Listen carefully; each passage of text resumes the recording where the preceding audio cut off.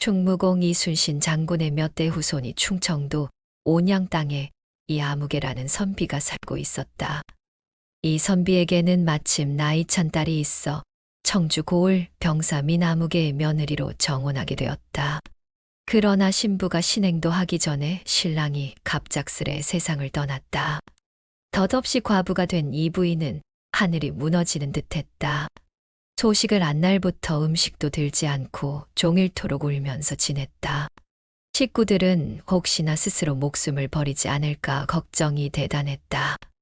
이 부인도 그런 생각이 없지 않아 있었다. 다만 원체 감시가 엄하여 기회를 얻지 못하였을 뿐이었다. 그러다가 이 부인은 어느 날 무슨 일을 깨달았는지 부모 앞에서 이런 말을 했다. 한때나마 철없이 목숨을 끊으려 하여 부모님께 많은 걱정을 끼쳤습니다. 이제 다시는 그와 같은 생각을 안 하겠으니 다만 한 가지 청을 들어 주십시오. 부모들은 비로소 마음이 놓였다. 그렇다면 다행이다. 그런데 청이란 대체 무슨 청이냐? 제가 곰곰이 생각해 보니 지금 시댁에서는 시부모님이 의지할 사람을 잃고 저희보다 역곱 슬픔에 잠겨 계실 것 같습니다. 뿐만 아니라 남편의 제사도 지낼 사람이 없으니 제가 가서 위로 시부모님을 받들어 봉양하고 아래로 양자라도 얻어 민씨 가문이 끊어지지 않게 함이 마땅하다고 생각됩니다. 말을 듣는 동안 부모는 절로 눈시울이 뜨거워졌다. 옛날부터 하루 정이 100년 간다는 말은 있다. 그러나 겨우 식만 올렸을 뿐 시집에는 한 번도 간 일이 없는 딸이다. 그런 딸이 이토록 절개가 깊다고 생각하니 기특하고 측은한 마음을 금하지 못하였던 것이다. 어쨌든 딸의 말을 안 들을 수는 없었다. 한 가지 걱정되는 것은 혹시 청주로 가다가 도중에서 또 죽을 생각을 하지 않나 하는 것이었다. 하지만 이것도 딸의 태도가 분명하고 말의 뜻이 꿋꿋했기 때문에 마침내 그 청을 들어주게 되었다. 남편이가 죽은 까닭에 이 부인은 상복 차림으로 신행을 하게 된 처지였다. 그렇지만 시집에 도착한 그날부터 이 부인은 시부모를 친부모 이상으로 정성껏 섬겼다. 뿐만 아니라 완연한 주주가 되어 알뜰히 살림을 꾸리고 조리 있게 하인을 부렸다.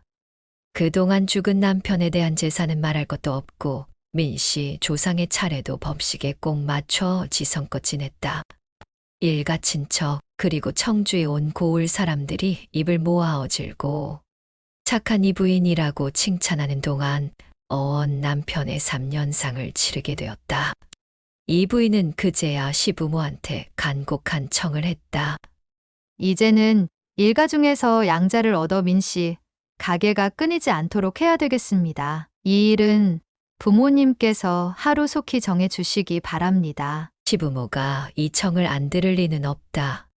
아니, 기특한 며느리의 청이라기보다는 실상한 가정의 큰 문제이며 또한 시급히 정해야 되는 일이었다. 이 소문이 나자 바로 적당한 양자감이 가까운 일가 중에서 나섰다.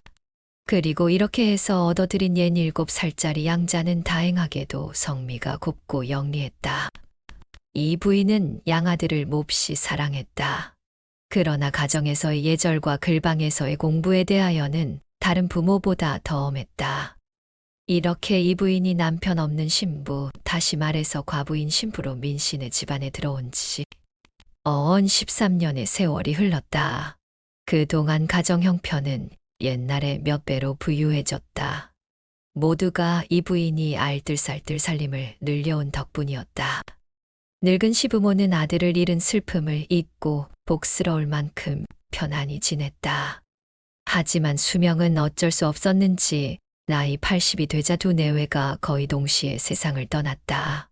이때 양아들은 이미 장성하여 아내를 얻었고 또 젖먹이 어린애까지 낳고 있었다. 시부모의 장례식을 정중히 치른 이 부인은 그 후 3년간 제수를 손수장만하여 양아들로 하여금 지성껏 제사를 지내게 했다. 그러다가 하루는 양아들 내외와 함께 시부모 산소에 다녀오더니 다시 사당에 제사를 드리게 했다. 그리고 양아들 내외를 안방으로 불러들였다. 이 부인이 어쩐지 전에 없이 엄숙한 표정을 했다. 아무래도 무슨 중대한 결심이라도 한 것처럼 긴장되어 있었다. 네. 어머님, 무슨 말씀이십니까? 양아들 내외도 그것을 느끼고 새삼 자세를 고추 앉았다.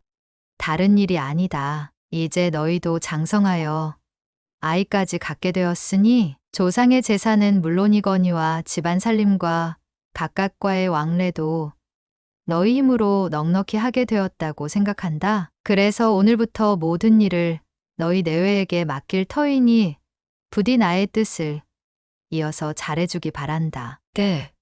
듣고 보니 실상은 보통 있을 수 있는 일이다. 양아들 내외는 단지 갑작스러운 일이라 좀 어리둥절했지만 예. 어머님 뜻을 어기지 않겠습니다. 라고 대답하고 자기 방으로 돌아갔다. 그런데 이날 밤 뜻밖의 일이 일어났다. 이 부인이 안방에서 약을 마시고 스스로 목숨을 끊었던 것이다. 한 여종의 외침을 듣고서야 양아들 내외가 기겁을 하고 달려왔다. 그러나 때는 이미 늦었다. 깨끗이 치운 방 아랫목에 어느새 갈아입었는지 하얀 상복을 입은 이 부인이 잠든 듯이 고이 숨져 있었다. 이 상복이야말로 이 부인이 이 집에 올 때 입었던 바로 그 옷이다. 그런 줄 모르는 양아들은 머리맡에 남은 약사발을 먼저 발견하고 대경시색했다. 어머님, 이게 웬일이십니까? 물론 대답이 있을 리 없다. 그러나 책상에 고이 접어놓은 유서가 그 이유를 대신 말해 주었다. 유서에는 지금까지 일이 자세히 적혀 있었다. 그뿐 아니라 앞으로 가정을 꾸려 나아갈 일과 아울러 선비로서의 행실들이 자상하게 적혀 있었다.